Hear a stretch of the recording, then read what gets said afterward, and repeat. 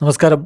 Rafter ഫുട്ബോളിലേക്ക് അവർക്കും സ്വാഗതം. ബ്രസീൽ ജപ്പാനെതിരെ ഒരു തകർപ്പൻ പോരാട്ടത്തിലൂടെ വിജയിച്ചു കയറിയ മത്സരത്തിൽ പരിക്കിൻ്റെ പ്രശ്നങ്ങൾ ടീമിനെ വലക്കുന്നു. ഓൾറെഡി റാഫിഞ്ഞ പരിക്കേറ്റ് കളിക്കളത്തിന് പുറത്താണെന്ന കാര്യം ഓർക്കുക.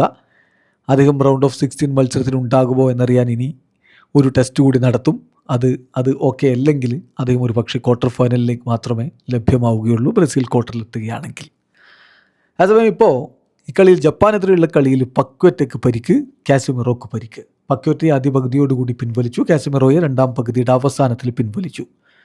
ബ്രസീലിയൻ മാധ്യമങ്ങൾ നൽകുന്ന വിവരങ്ങളാണ് നിങ്ങളുമായിട്ട് ഞങ്ങൾ പങ്കുവെക്കുന്നത്.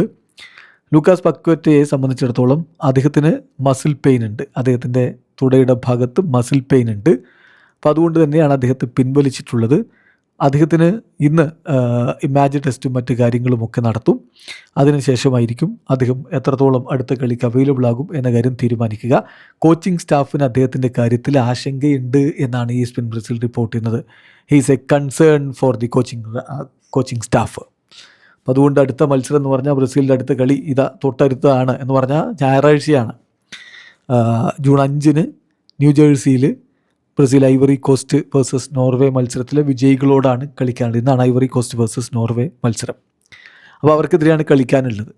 അപ്പോൾ അപ്പോഴേക്കും താരം ഫിറ്റ് ആകുമോ എന്ന കാര്യത്തിൽ ഇപ്പോൾ ആശങ്കയുണ്ട് എന്ന് തന്നെ ബ്രസീലിയൻ മാധ്യമങ്ങൾ റിപ്പോർട്ട് ചെയ്യുന്നു. ഒറ്റ കളിയിലും അദ്ദേഹം 90 മിനിറ്റ് കളിച്ചിട്ടില്ലെങ്കിലും ടീമിന് വളരെ പ്രധാനപ്പെട്ട കളിക്കാരനാണ് ലൂക്കാസ് പക്വറ്റ.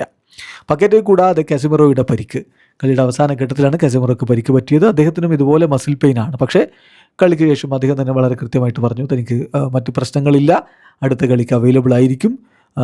അദ്ദേഹത്തിന് ഇപ്പോഴുള്ള വേദന അത് ഇഷ്യൂ അല്ല, ടൂർണമെൻറ്റിലെ ബാക്കി മത്സരങ്ങൾക്ക് അദ്ദേഹം അവൈലബിൾ ആയിരിക്കും എന്ന് തന്നെയാണ് ഇപ്പോൾ അദ്ദേഹം തന്നെ സ്ഥിരീകരിച്ചിട്ടുള്ളത്. അപ്പോൾ അതുകൊണ്ട് മറ്റ് പ്രശ്നങ്ങളില്ല.